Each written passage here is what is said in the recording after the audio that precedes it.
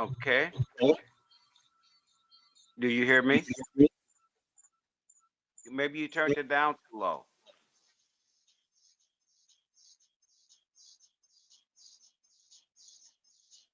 I'm not hearing you at all. Okay, say something now. Okay, say something now.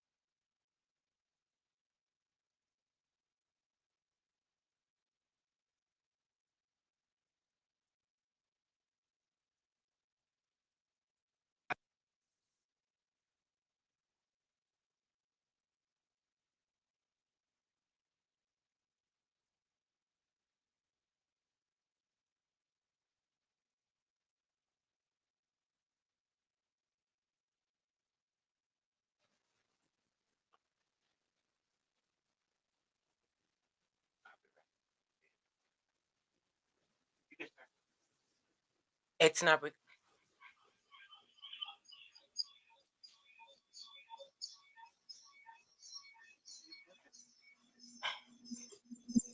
This is all that comes up.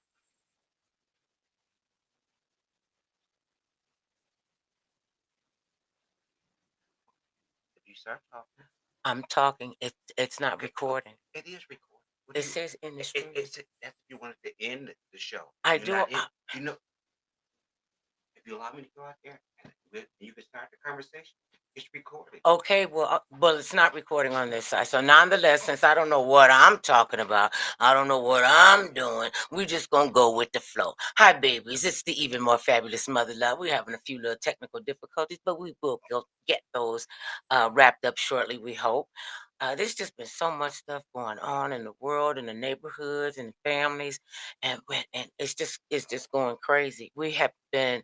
I won't say we're victims. I'm saying that we are survivors of the Eaton Canyon fires. And it's been really rough for a lot of people. I mean, all of us got affected in some way emotionally, physically, financially. I mean, to see people's houses that have burned to the ground, and even to go to the grocery store, we still pass so many houses that are destroyed. And so many that are, I mean, it's just beyond repair. So I heard yesterday on the news that they're saying it's going to take 18 months to get Altadena and parts of Pasadena, mostly Altadena, I'm sorry, Altadena back at home. And it's been rough out here for the Eaton Canyon fires and the Pacific Palisades. They're rebuilding as well. We will not give up. We will not stop fighting. We are all in this together. Hey, Mr. Kennedy, can you hear Hey me? there, Mother Love, how are you doing? I'm doing all I can, baby, and the easy ones twice. We've been going through this for just such a long time, and what we see is the resilience of people, and it's really something. We don't seem to come. We come together when it's a tragedy, Then after the tragedy is past, and we're getting back on our feet, then we just go back to being just stupid people and treating each other just very rudely. And we see where the metal is. We see what happens. We see what happens when we pull our resources together, and we know we can do this. It's been what, February, January, February, March. This is going on 3 months. How Yeah. what do you see happening? Because we see these signs around Altadena say Altadena is not for sale. They coming in trying to buy people's distressed property. I What's mean, your that will happen no matter where you are. I mean, that's no different than any other community that there was a disaster. I mean, because people still desire to live in that area, you will always have speculators who will come in and say, "Let me make a quick buck if it's possible." If you because everybody did not have, and that's part of the reality of a lot of communities around this country, around the world, that everybody doesn't always have insurance on their property. They may acquire the property, but sometimes because a lot of people were older up here in this area, a lot of them had let their insurance just simply lapse because they didn't think anything would bad would happen. But Well, oh, go ahead. I mean, but bad things happen, and you will get spectators that will come in. Some people, because they don't have the money for the insurance to help them rebuild, will be willing to sell it to an outsider to get something versus absolutely nothing. No, I would. Well, I would think that people would, especially homeowners who've been in this area for generations, would know that insurance on your property is something that you really need, and because you never know. I mean, we lived in a high fire district. We've been. This was when we got evacuated in January. This was our third evacuation. Fire For fourth one. Oh yeah, because we got evacuated twice and during one fire. I mean, It but that was and that happens. You live in a high you're going in danger and area. out. Wait a minute, you're going in and out. Your volume is down, and the lights. Something is flickering with the lights, like somebody, like a little kid playing with the lights, going off and on, off and on. Maybe it's my, Okay. but nonetheless, we pray for everybody who's been affected by this.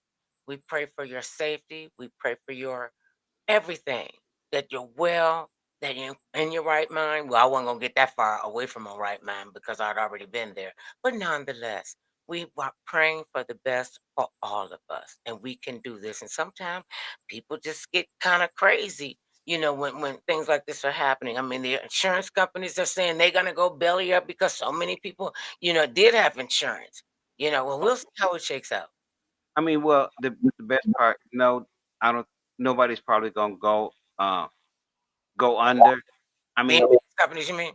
insurance companies, but all this will work out. I mean, yes, it's a great tragedy that happened, but as time passes and people get a chance to talk to different people and to different companies, because there are people that are doing a lot of things to help mitigate, what happened to everybody.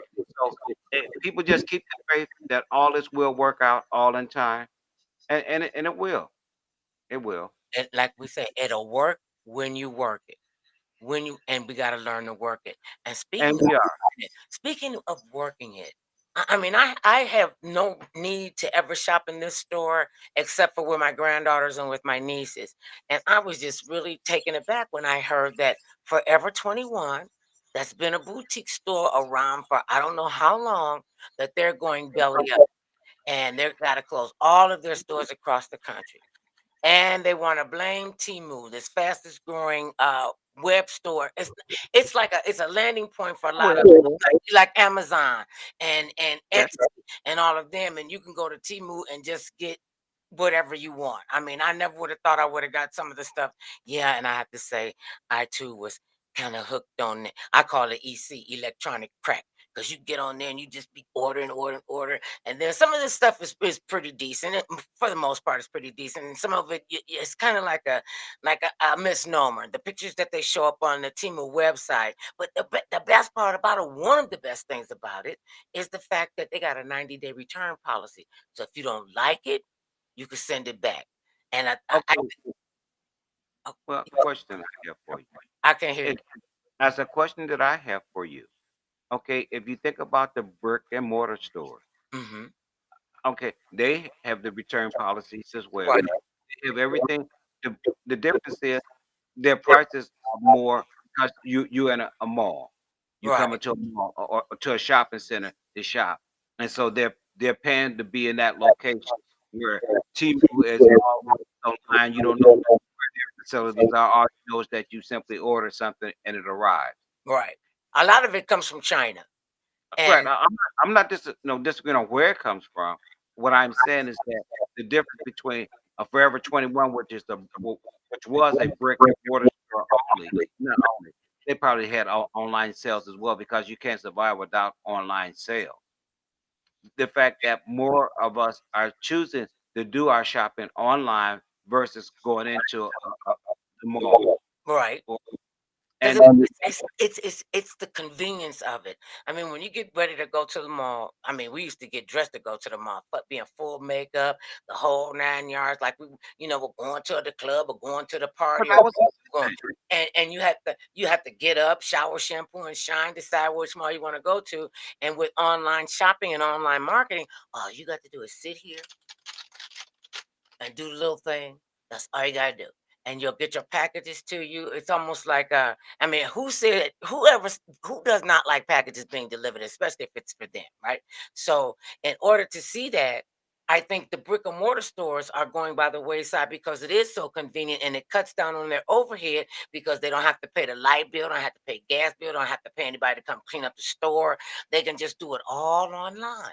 And what does that Yes, do they for can. our workforces when they start I mean, when Bed Bath and Beyond said they were going under, I was like, Well, "But no, they didn't they go. need toilet paper holders."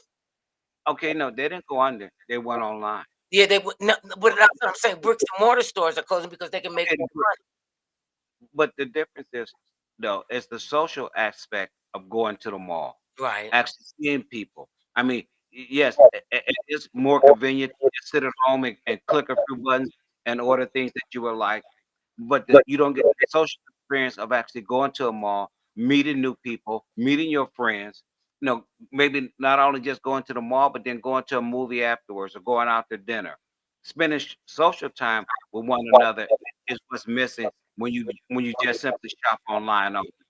Well, and to that point, I kind of agree with you with that. But that's why that's why these social platforms are coming up where people can stay connected. I mean, I would have never thought I'd have been able to take a picture with my telephone, or call, or anything like that, or put a grocery list on my phone. And the technology is moving so rapidly that a lot of times people, are having a hard time keeping up. And one of them is me. I mean, I'm not having such a hard time because I do have you around, and we got our grandchildren, and they will help me as far as the things on the internet. And it is that But it's changing. isolation. I'm just like when we were under the pandemic, we haven't gone through the pandemic, and I didn't go outside for like weeks, maybe even a few months. And because I was confined to the house and me having Yeah. a compromised immune system, I would go out there and they don't tell them what kind of epizootic I might pick up. And so Well, that's why you didn't go. I just wanted, right, I didn't go. And let me tell you, this cat had a whole system, for people coming over to see us, up to and including our own grandchildren. He had the markers on the floor where they had to stay 6 feet away from us, but that's what we did. I had to teach them how to hug me from the back to back. It was a lot to process, and it was a lot to get through, and yet we've done it.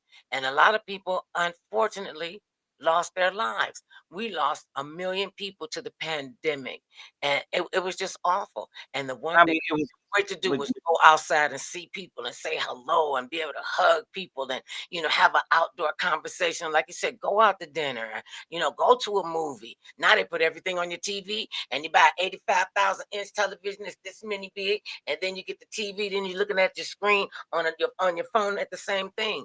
And I always wanted to know who those people are. I mean, That but vision.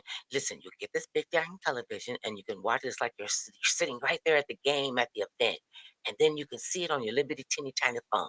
Those are impressive salespeople for me. okay, I have a question for you. I got an You answer. said, okay, can you carry an 85-inch TV around with you, or What does that it got have to to do be with in the the price phone? of things? Okay, I'm asking a question, and you said how you can sell somebody an 85-inch TV to watch, and then also get them to watch the same program on a phone. Hmm. And the phone is not 85 inches. And I'm saying you can't carry an 85 TV around with you. So you have to have smaller devices to see the same thing. Oh, you don't have to have it. This is what we want. Wait, I want a big screen TV. You know. okay. And that's what fascinates me, the fact that you get this big screen TV and then you can watch the same programming. And I get what you're saying, you can't carry an 85-inch television around with you, so you get a That's small being screen. practical. I mean, think about it. That's just simply being practical. Some things you can do easily, and some things you can't do easily.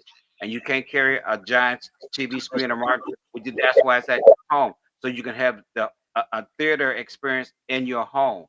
Not that you'll be in your home trying to look at a telephone screen. You'll be able to look at a big screen. But if you're traveling, you have a chance with your phone to stay in communication. That's the difference. It's mass communication Yeah. allows you to always be in contact. Well, like I said, I call it EC, electronic crack, because I've seen these kids on it, on their phone all the time. That whether they're eating, I mean, little kids. I mean, well, I call them all little kids. These Some of these children are so entrenched in the cyberspace that they actually go to sleep with their phone on. And one little girl, she 14 years old, that could not let the phone go, and some kind of way she was electrocuted and she died in her sleep with her phone in her hand. I mean, that's tragic. A That's very tragic. tragedy that could I have mean, been avoided. And people but that were walking, talking on their phones, and remember they came up with the law. If you're talking on a cell phone and you're driving, that's against the law now. And you got to have, and they're making cars that can be hands free and the car can drive by itself, and all this. I mean, I'm all for technology. I want to say, listen, I'm still waiting for my jetpack from the Jetsons. So I'm just in my fold up car. I'm still waiting for my, what was her name? Not Judy, yeah. Rosie. I was coming to me. It was coming to me. Well, I mean, well, think about this though. If you had a cell phone when you were a kid, you would think altogether different now than you do because it came after you. I mean, things that come after you are always, they seem strange or different because you're older. That's why we constantly invent new things for the next generation. The generation that's growing up now are total internet people Yeah, because that's all they've known their entire life.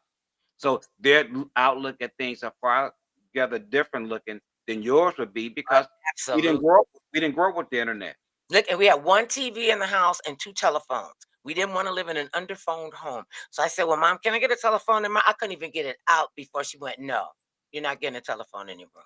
And I was like, well, can I lock my door? No, you can't lock your door.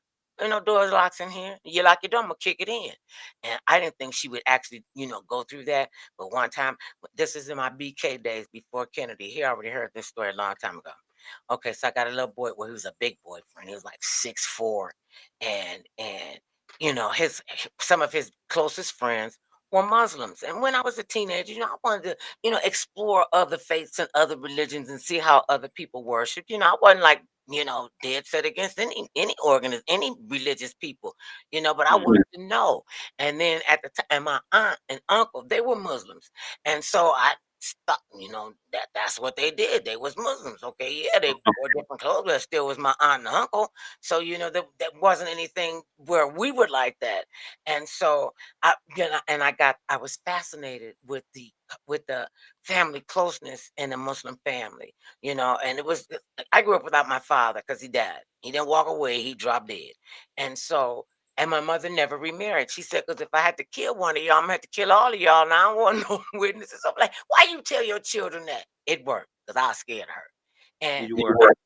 oh, Terry, you know I'm scared of my mama. And look, she been off the planet a long time. I'm still scared of my mama. I ain't ashamed to admit it. But anyway, so we on a little date, and he takes me over his friend's house, who's Muslim, and they eat really good. They didn't eat a lot of meat and everything, and so I learned a different way to eat, cook, and eat. And so I decided I was going to change my name and I was going to embrace the Muslim culture.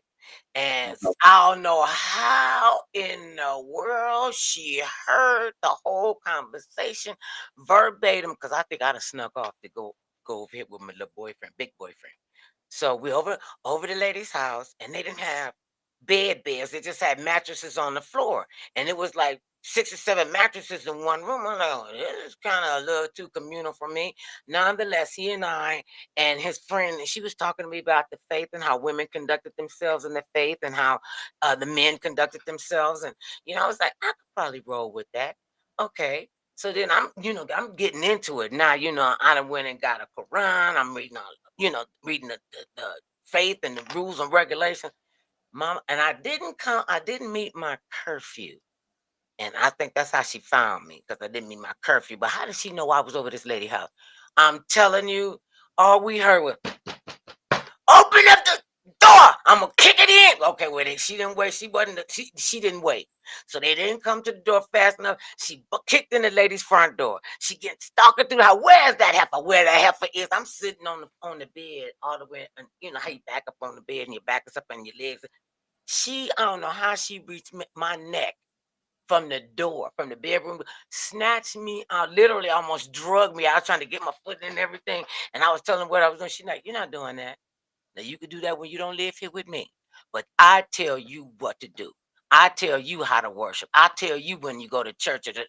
I tried it with the Jehovah's Witnesses too. She was like, "No, they kind of, I was, they didn't want to celebrate Christmas and Easter and your birthday." And I was like, I'm a celebratory person.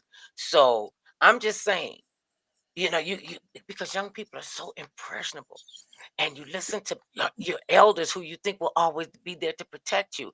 And some of them are just looking to groom you to come into their way of thinking. And so it's like, well, I'm more scared of my mama than I am of anybody else out here in the whole planet. So you just go sit your nail behind down someplace and get this together. Needless to say, I didn't have that boyfriend for too long. So, because I was paving the way for you, my love, just paving the way from you, Okay. for you, not paving the way from you, but to you. And I mean, ours was it was pretty, contentious at first, because yeah, people used to say, "Here come your," we in college, "Here come your girlfriend, here come that crazy chick," and you would just I don't know what it was. It was just something about it's still something about your face and your smile that just keeps me captivated with you.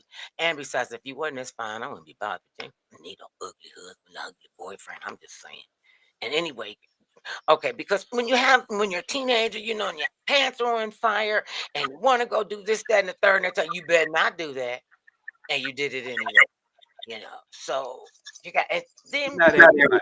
not everybody. Oh yeah, because you were a saint. You were such a good Boy Scout. You didn't do anything wrong. You didn't have a reckless life or anything like that. Okay. And it's a good thing that you need structure somewhere. Yeah. Without structure, how much would you actually accomplish? You Right. know, don't abide by any laws or go along with anything.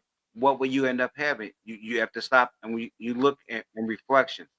Okay, how much did I actually accomplish by going against the grain Hmm. versus I could have accomplished if I went along with the grain? I can still get things that I want, but if you don't get along with the majority, how do you end up accomplishing a lot of your goals? Because in accomplishing your goals, influencing other people around you. Hmm. And that's what I mean, we grew up with several added, you know what I'm saying, several phrases. My tongue ain't working so good today. Several phases when they would give us words of wisdom, like birds of a feather flock together. And that meant if you birds of a feather flocking together, I mean you must have been around some people who were involved in skullduggery and unscrupulous activity. Well, I mean, it meant, I mean, even a good thing. If you hung around nerds, okay, birds of a feather flock together. Okay, so if y'all were a nerdy group, you could be around them because you all had the same frame Right. of mind. Being a boy scout, being a girl scout, playing football, playing basketball, any kind of organized situation Hmm. uh, allows you to be focused, to communicate with one another and accomplish goals that you wanted to accomplish because maybe every goal you wanted to accomplish could be done solo. Some things needed other people involved in order for it to come to fruition. See, I think and collaboration is key, and it starts in Mhm. your family, where you know that you have a safe place to be, and you can Okay. you can have an open mind. You're allowed to have your own thoughts. We were allowed to have our own thoughts about a bunch of stuff, but there was some things that you just did not do in our house. And our mother was a strict. She was very strict, and Was yeah. Well, according to other people, they didn't think that she was that strict, but they didn't see what was but going on behind that door. Why you coming out? Like that. And she didn't play. She didn't pull punches. She didn't sugarcoat it. She gave it to us straight, no chaser. And I just want to make this comment. I want to salute all the mothers, all the sisters, the grandmothers, the aunties, the girlfriends, your play cousins, that's your girls. This is Women's History Month, and we have made so much history collectively. I mean, women have done some phenomenal things. You know, people didn't want us to know about it. Remember the movie Hidden Figures that kept save NASA? They helped get that rocket ship back down on Earth. That was a bunch of women who deserve to be celebrated, and they did a great. And I want y'all to know, I saw Hidden Figures on them maybe 4 or 5 times. I could probably start reciting the lines in it, and nonetheless, we go through a lot of trials and tribulations. We will put our dreams on the back burner when we get married and having kids. And one of the things I found out that a lot of young people don't want to have kids. They don't want kids because it's too much of a responsibility. You know, they just don't want to have children. You know, and I understand that if you don't want to have kids, don't have kids. If you with a guy and he doesn't want to have kids, listen to what he's saying. Don't get married and say, well, he don't want to have kids, but I'll get pregnant anyway. He won't turn his back on his children. You don't know that. And why would you want, if that's not what you want, why get involved? You don't get to raise a grown man over. Well, And you don't get to break a grown woman over either. I mean, going into relationships now is totally, not totally different. It's a lot more different today than it was even when we were growing up. Because on what people expected from you and out of you, if when you got together with someone, the fact that we're far more lenient now to tell a woman if you get pregnant, you don't have to, the guy don't have to be, involved. I mean, I think that's a mistake because if he had not have been involved in the first place, now, how could you be in this situation you in it now? To let the other party off is we're not teaching responsibility, moral scruples to our kids because they are the future. And if you don't teach them about, okay, if you make a decision, if you start choosing to be grown and do grown things, okay, and I like don't want to be grown. whether you want to be grown or not, though, I you know. you can't stop yourself from being grown. And the fact that we need more people to accept the fact that they are adults and act more accordingly, because it's not all right to just say to a child, well, it it was because we were having a good time, but now I don't want to deal with you because you end up growing up, or you was cute when you were a baby, but now as you're a teenager, I don't want to be bothered. I mean, someone was bothered with you when you were a teenager, even though you may not remember it now, I but remember you went through the same thing. every inch of my teenage life, You and do?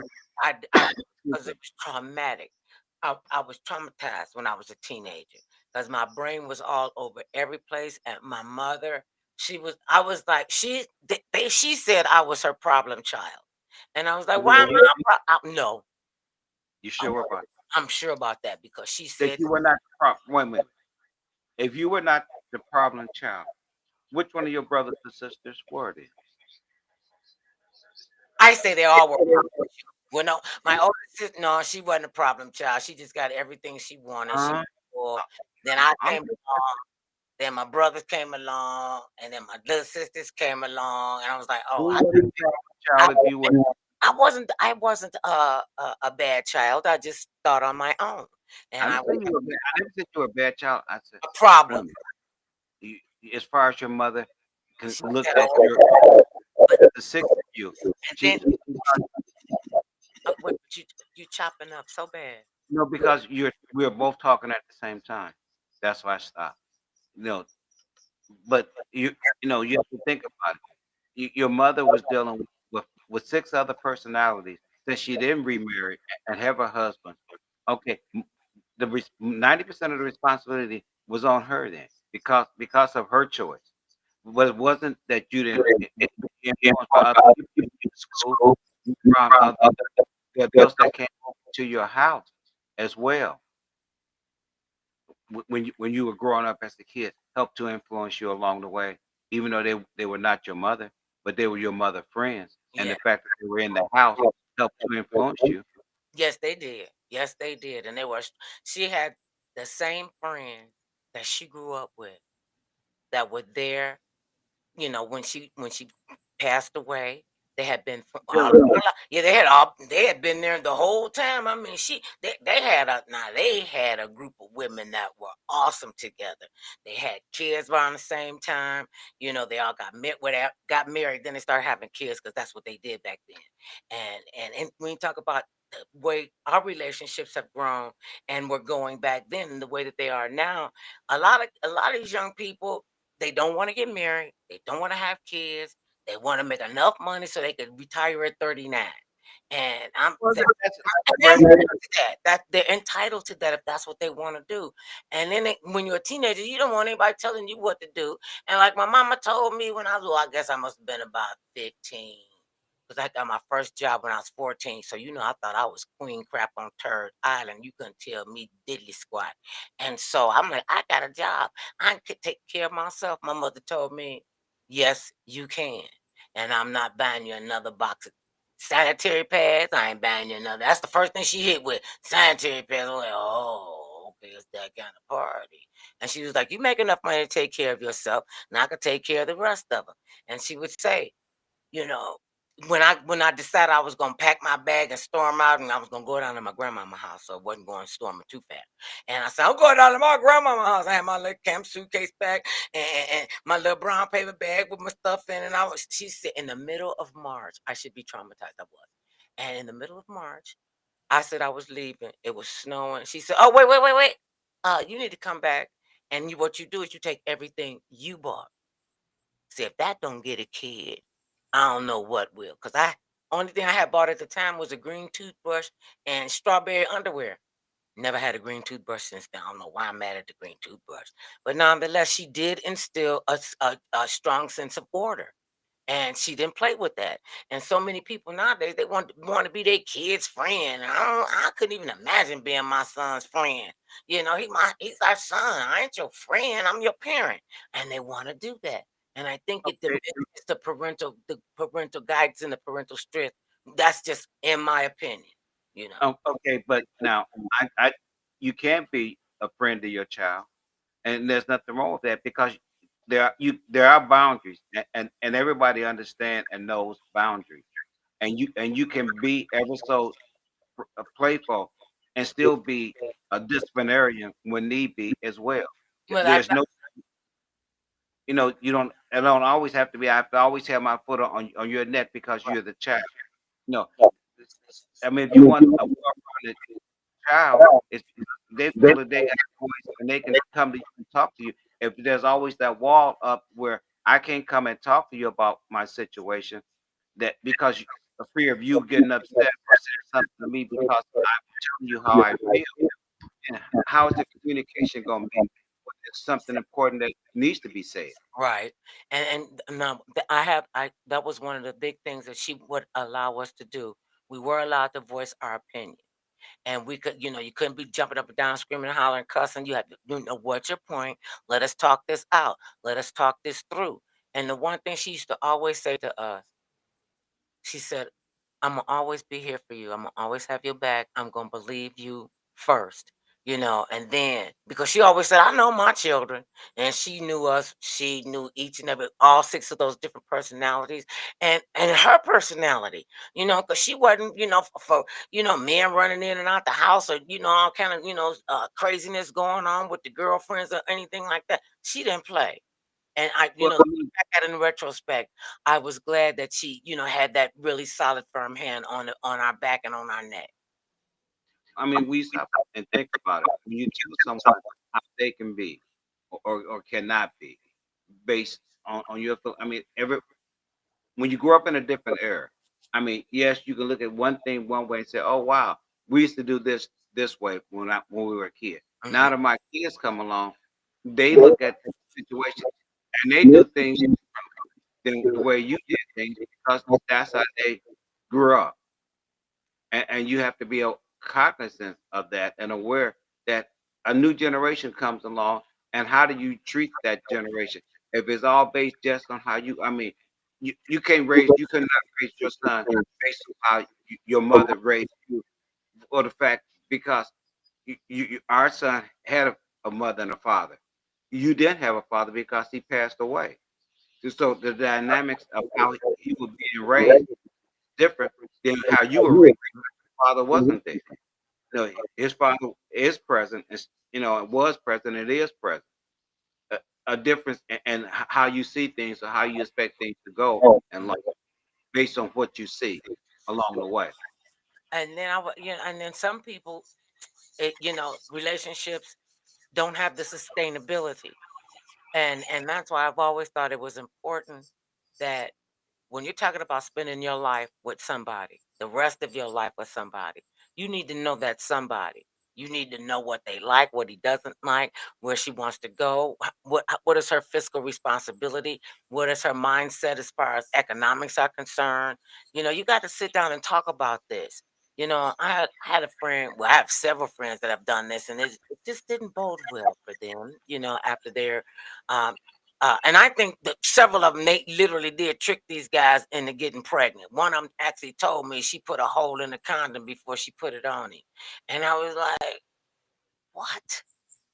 And he don't want to have anything to do with the child. Not zero. He told her, you wanted that baby, you're going to have that baby by yourself. And I don't want to be bothered with her. I don't want to be bothered with him. I don't want to be bothered with you. And he said that he didn't never want kids. And she knew that. And I said Okay, to her, he does not want kids. Don't do that. okay, but the question being this: if that was something that he didn't want, or something that she wanted, he had just as much of a free will that he could have moved on as well, knowing what she wanted and knowing what he wanted was not the same. But you continue to mess around with her. Okay, that doesn't say much about you and what you claim to be your moral stand. If that was something that you did not want, but you still said, okay, well, I'm gonna keep fooling around with you because I can, even though I know that you're at the age that you can get pregnant, that you can have a baby, but I know whether I'm wearing protection or not wearing protection, whether you're taking, whether Mhm. you're protecting yourself, because it's a two-way street, because both of you can have doing protection. But if it still happens, because they tell you most of the time, even though you take precautions, it still can happen. Because maybe you're not going to be quite as careful this one particular time. You say, oh, it ain't going to matter Caught this up in particular. the moment. Like, oh, Okay, if you're caught up in the moment, and then she ended up getting pregnant, but then you walk away, that's your character, because you still brought that life into the world. right. Whether you meant to bring that life into the world or not, you still did. And it was hard No. it still is hard for her son to even understand or comprehend how come his father wasn't in his life. And nobody wanted to tell him the truth. And when he came to me and asked me about it, I'm like, that's something you need to take up with your mother. She won't talk Okay, to me. And I'm like, but it's not my place to tell you that, baby. It's not, okay, but it's not my the question is not, it was not your place to tell him the relationship, his mother and his father, place. because you were not there when that happened. So for you to step in and say, well, okay, I can tell you how I thought your mother was thinking. I can tell you how I think your father was thinking. But it was still between the two of them. You were not there, and to say, well, okay, I can tell you how they was thinking. That's your opinion. But okay, they chose not to do having a great way of raising that person that they brought into the world. But Hmm. that was their choice, because millions of people made that choice, unfortunately. And another, see, and that's just thinking about that. I mean, I watched the people in her family and her circle of friends who just, I mean, it was enough to be beat down by her son's father. And then for them to also, I told you he wasn't no good. I told you so and so and such and so and so. And see, I'm making a segue here because when you're talking about family and you talk about, families that are connecting, have kids. One of my friends, me and her got the same nephew.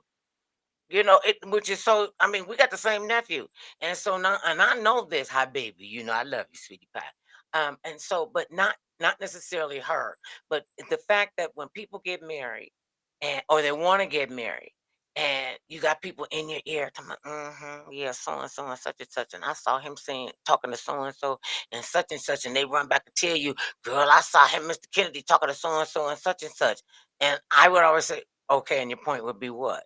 Well, I just want you to know what he's doing. Okay, I know what he's doing. You don't know what he's doing. That's your problem. And oftentimes, in-laws can just be a bad influence. And it became important to me When I said, well, first of all, I never thought I'd have got Okay, married. I'd have okay, get married not only once, but period. But nonetheless, when you don't, when you're not remember sitting the up story. getting your in-laws involved. Okay, you remember the story that I brought up to you that we were going to discuss. Hmm. It's the story of where a young man had been married now for 3 years, and he was going to take his mother out for her birthday. Okay, and the mother went out and bought a dress, and getting ready for the out for her birthday with her son. Now the son has been married to his wife for 3 years. And the wife said, "Well, I don't want to particularly go to this seafood restaurant that your mother has chosen as the place she want to go for her birthday." And she was trying to get the husband to change his mother's mind on the restaurant that she would go to for her birthday, because she didn't want to go to the restaurant that the mother had chosen. And I was saying, one, that after hearing the story and hearing comments that other people made about the situation, I thought a conclusion, one, that the son already knew that the mother and the and the his wife did not get along. That was not a surprise, But when the story was told, it was told as if to say, "Well, this just came out of the blue." That the wife said, "Well, I don't want to go to that restaurant that your mother wants to go to, and I'm your wife, so therefore you should take me over your mother. And if I don't want to go to that restaurant, she should just choose another restaurant for us to go to for her birthday." Uh, uh-huh. And from your POV, uh, One, the wife wanted her husband to pick sides. It's either me or your mother. correct. And I'll go out. See, I'd have left her behind at home. You don't want to go. That's my mama. I ain't gonna get another mama. You talking like that? See, that's why you need to know this stuff before you get married. You know, Okay, people the do know that. Wait a minute. People do know that mother-in-laws and in-laws don't always get along. one- Now, and that does not mean because how you care about somebody should determine whether or not you marry them based just on your in-laws, because you're living with that person, not your in-laws. You are. It's great when in-laws and you and your bride or your husband get along and everything works. But if you think about it, I mean, there's two ways to look at it. A lot of people were saying when I was listening to the radio and these comments were being made, they were saying he chose the wife because he married the wife. So he should therefore, side with the wife because hopefully he will be with the wife longer than he'll be, with his mother. No, Which I no, it doesn't work like that. That's gonna always be his mother Yes. until he's dead, and that's always his mother. You know, Okay, but his wife should have if she was really, because it sounded like that she was like trying to pit them against each other, her and the mother-in-law. Well, you pick one of us. Well, why would you want to put your husband in a situation like that that you think it's better for you to go to her birthday party where she wants to go? Why didn't you just say, well, I'll go another time? Or I don't want to go to the seafood restaurant. That's not something I want to do. I mean, if I don't want to go, I don't want to go. You can't make me go, but okay, but you he got was to pick not your mother over me, or your mother or me. okay. He was not trying to make her go. He was hoping to because that's his wife. Okay, this is his mother. Okay, if the shoe had been on the other foot, it had been her mother, and she said, "Okay, I want to take my mother out for her birthday." I don't think that he would have said to her, "Well, I don't like the restaurant your mother, chose to go to, so I don't want to go there. Make her, go to a different restaurant." I mean, See, that's even if you messy don't like, stuff right there. That's okay, messy right there. but even if you don't like the restaurant, there's usually something on the restaurant on a menu that you can pick out and eat. I mean, it is one day. It's not your entire life. And to draw a line in the sand over what somebody else want to do to honor somebody else for their birthday. I mean, do you have to be at every birthday?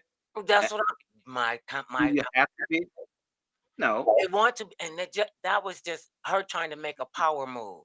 And would he do this? Will you not take your mother to a restaurant that I don't want to go to and take her to a restaurant I want to go to? It's not your birthday. Yes. It's not your birthday. That's why we celebrate our birthdays, because it's the day that belongs to us, the day you hit the planet. And I thought it was rather selfish of her to say to him and try to put him in that precarious situation that, okay, this is my mother, honey. Well, I mean, he should have knew how she was before he married her. He knew how Well, she was. you did get women. Be realistic. You probably do know how this person feels about your mother, your father, your family, how you feel about her mother, her father, her family. Both of you kind of know how one feel about the other. You know if the family likes you or they don't like you, because it's not just always your decision. It could be the family don't think that you're the right person. Okay, but see, that's where I Well, think that's it's the not. truth. I think it's none of their business. As an adult, you get to pick and choose who you want to be married to. I mean, you think there are still couples right now in the 21st century that arrange marriages for their children. If my mother Yeah. had arranged my marriage, I probably would have never got married because she would always say, "He not good enough for you. He not good enough for you. Why you fooling around with him?" And that's when I told her one day, I said, "Oh, I don't like boys." And it did just like that. The room fell silent. I said, "Oh, no, no, not like that. I don't like boys. I like men. I like guys that got a car, that drive, got a job. That's what I like. I like need me a BMW, a black man working." And so and you have to know the kind of person you want to be and the kind of person you want to be in your life. And that's where you come in my opinion, unless you got like some really cool in-laws, it could start just a firestorm for no reason, simply because I'm your mother and I want to be right, and I'm your father and I'm telling you he's no good for you. And most women, most mothers of sons will think. I shouldn't say most mothers of sons. Some mothers of sons will say, "I don't think she's good enough for you." And that puts something in the guy's head. And I remember, you saying, Not I always. remember Okay. I remember you telling me. I said, "So when am I gonna get to meet your parents? When am I gonna meet your parents?" He's like, "I don't know. Probably like, I don't know. My parents ain't gonna like you." And I'm like, how could they not like me? I am a lovable, adoring, just wonderful, loving. Why you ask it all big like that? I see you kidding me. Because we're talking about Sergio, you didn't just took it over about, you know, in our particular situation. Okay, you know, that's why I was saying in Sergio's situation. Okay, he probably knew that his wife did not care for his mother. Okay, that does not mean because you don't care about one person, you can't care about the other. I mean, people like to quickly draw a line in the sand. Wait a minute. You want to draw a line in the sand and tell somebody, okay, you have to think this way, or you have to think that way. Wait a minute. If you and that person fell in love, it wasn't because you and that person and your mother and father fell in love. It was you and that person fell in love. It's fantastic when the family likes that person, wants that person to be around, and everybody gets along. That's fantastic. But you married the person because you love them. Hmm. Now, you make arrangements to make sure that it works with your family and your extended family, because then that makes things best for everyone. But it does not always work out. But you hope that it does. When I was listening to the story about his particular situation, I didn't hear anyone mention. Now, it was probably obvious that the wife did not like the mother-in-law. I mean, it could be for 1,000 different reasons. You Yeah. know, because she felt that they was always competing for his attention, because he could have been her only son, and so him and the mother had a closer connection, because of that. He could have been one of several, but him and his mother cared about one another more than the others. And that's you can't determine how somebody else care about somebody else a lot of times. And no, and people do want to try to tell you who to love and how to love and when to love, and I don't think people should ever be in an abusive relationship, physically, emotionally, religiously, financially, because I mean, I don't really think you kind of like really know who you're gonna fall in love with, who you be in love with, who you want to spend the rest of your life with, and when you do, you're gonna go tooth and nail to make sure that they're happy. And I just thought she was pretty selfish to even put her husband in that kind of position.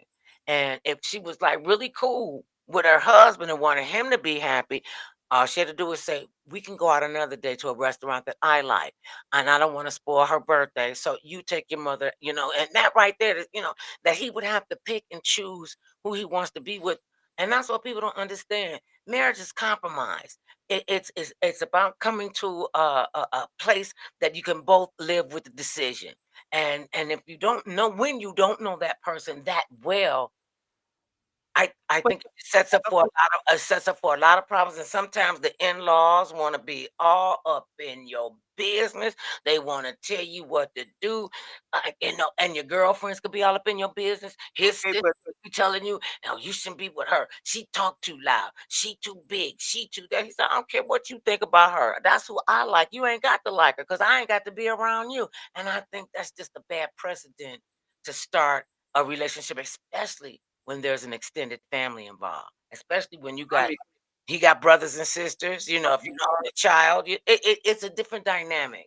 it's always going to be different because, first of all, you're trying to pretend like you have to please everybody, or everybody else has to be pleased in order for you to be okay. Then you're setting yourself up for problems when you sit back and say that I gotta please everybody. That 'Cause everybody has to be happy. No, everybody doesn't have to be happy. Everybody can have respect for one another. Mhm, Everybody does not have to be happy with one another because people see something in one person that somebody else doesn't, and you can say, well, you may like this person ever so much, but I know that this person is a con artist, that this person maybe has a gambling problem that you may not be aware of. So without me even coming out telling you that the person has an issue, I'm just telling you that the person is not good for you, and without you actually telling me why, I don't know. I say Well, I don't think that's somebody else's place to say who you like and how you like, because I don't think it's their but business, you and can I don't think I mean, I've seen in-law, mother-in-laws go through, I mean, like like bigger than a helicopter mother, bigger than the helicopter wife, and they want to be in every aspect. And for me, I was like, I don't know everybody's if I want that. relationship is different though, Right? because Some some families mothers-in-laws, some families are that tight though. Women, some families are that close. mm, And to say that they don't be involved in each other's lives all the time. Some families are like that. Everybody's not estranged from one another and right? their family members. So there's no one particular way to say, well, if because you do your way a little different than where I'm doing my way, then your way is not right, or my way is wrong because I'm not doing the way you would do things. No, we all differently, come from different backgrounds. It's about making the backgrounds mesh together Yeah. is what you hope. But you can know. I mean, there are family members that don't like the other mate, their brother's mate, Hmm. but they can still be cordial with their brother or sister mate because out of respect for their brother or sister, or out of their parents. So you can make exceptions if you want to. Most people is that power play. Well, I'm gonna make you choose. But if you're always looking to try to make somebody choose, is that the right way to treat someone else that you say you love or that you care about? I'm gonna make you choose between them and me. I mean, sometimes you need to. Now, it's not to say that it's all a one-way street because maybe this person is not the right person for you. Maybe this person likes to do no drugs, and you come from a family that did do drugs, so then I see you around this person who does do drugs, and they're like, watch you shouldn't be around them. No matter how much you may like that person or enjoy their company, they because of your family and how y'all grew up, and well, you shouldn't be around that person regardless. Because no matter what sparks your attention, your fancy to them has nothing to do with how you were raised. And so that could be where the division comes in. You end up making an ultimate decision. And so that's why most people try to pick somebody that's compatible with them and hopefully with their family if they have a close family. Okay. You hope that the person is compatible. Okay. Changing that, because this is going on so much. I'm changing. I'm going to a segue when you said about family, and how they're treated inside their families. Yeah. We've had 64 mass shootings in the country, the United States of America, and some of these It's shootings are. performed are performed by minors, and they Yes. get access to these super weapons. And there was a kid that came over from another state. I think he was like 16 or 17, and he came over and shot and killed somebody, shot two people, shot three people. I think Mhm. one of them died, one of them is disabled for the rest of his life, and they want to try him as a minor. And I'm thinking, okay, if you know the difference between life and death, and usually teenagers do know the difference between life and death, you don't Not think all of they do? No, well, because they live in such a fantasy world. But I'm asking you, do you think that minors who kill people should be charged with charged as adults? And or do you think when they do them as a minor, 14, 15, 16, 17, and by the time they turn 18, when they turn 18, they can be released? it depends on the individual case, more so than the person. To me, it depends on the case itself. Because say if you harm one person, Hmm. and and because every circumstances are different. Maybe you were praying for God, you accidentally shot your best friend. Okay, it won't bring your best friend back. But were you a bad person to start with, or just you and your friend playing with a gun that y'all should not have been playing with, and you took your friend's life accidentally? Or it's the case where you went and robbed the store and you were underage, and you end up shooting at the store owner when you in the midst of this robbery. Okay, now that's a different circumstance, and you're not an adult yet. Okay, but killing is killing. But two different situations. One where you and your friend were playing with a gun, and the gun went off, and your friend was killed. Okay, let me ask. That's Who's at fault? Was that the parents' fault that they didn't lock the gun up and have it in a safe place? Was it the parents' fault that they had the access to the gun and they got, oh, let me show you what my daddy did. I remember a story where two young brothers found I'm going to say for the sake of the conversation, one brother is like 9. The other brother is like 5 or 6. And the bigger brother is showing him, I know where dad's gun is. Let's go in here and get the gun. Let me show you. Let me show you. And he gave the little guy the gun and, let him hold the gun. It was probably bigger than his whole body, and the little boy shot his brother dead. He had no concept of what he had done. so None. then. Are the parents responsible? Is the court responsible? Where does the accountability start and end? Okay, well, first of all, first thing. What's going on? Can you hear me still? Yes, I can. Okay. You were just too close to the mic. Oh, is that what it is? Yeah. I I, Okay. I just had a dirty little thought. Okay, go ahead. About All right.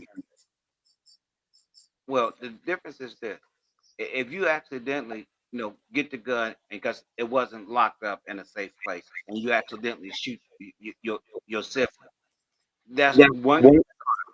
And then it's like, well, who do you want to blame? The ultimate blame would be the parent because it's their gun and it wasn't locked up, or did they never thought to teach their son about the, the, the, the drawbacks of having a gun and the consequences of having a son. So yeah, there's more than one way. I mean, because you've had kids who've gone to schools and shot up the school. Okay, are their parents responsible for them shooting up the school because they went? This is what was in their mind that they wanted to do. They're watching TV shows or they're watching, dramas or whatever, and they thought, well, I want to do this, and they came to the point where they want to do that. Well, is it totally the parents' fault, or is it that person who did that their fault? I mean, when we're upset and angry, we're quick to blame everybody. and a lot of these kids who are involved in these mass shootings say Yeah. that they have been bullied. Remember the young boys from Columbine? I think that was the first big one we had, and they said that we're gonna teach them a lesson. We're gonna teach them a lesson because I'm getting tired of being bullied. The responsibility is what starts in the home, and if you Okay. Okay. Wait a minute. get bullied in school, Okay. Wait a minute. When you say it starts at home, first of all, did the son tell their parents that they were being bullied? But first, I that's the first think step. they did because the Okay. mother said she didn't know what they were doing down there in the Okay. basement. Okay, well then, but you said that it starts at home. Well, if the parents did not know that this is what kids were playing, how do you sit back and blame the parents on that to say, well, they should have known? Wait a minute, you're not a mind reader. So you can't say, okay, every time my son walk into the room, I can read his mind and say, he's thinking about doing something evil or something bad. And I just automatically know that because I'm his mother or I'm his father, I automatically know that. No, that's because I think the majority of us think crazy thoughts when we're kids. Yeah, we don't operate. We We don't don't we don't act them out. think. Okay, we're gonna have to end that right there because it always goes fast with us. Thank you so much for your conversation. Thank you all for listening. You can download this podcast on all the platforms that are out there, and just let you know, no matter how big or tall, short or small, big or thin, it matters not what skin you're in. Everybody needs some mother love now and then. Peace.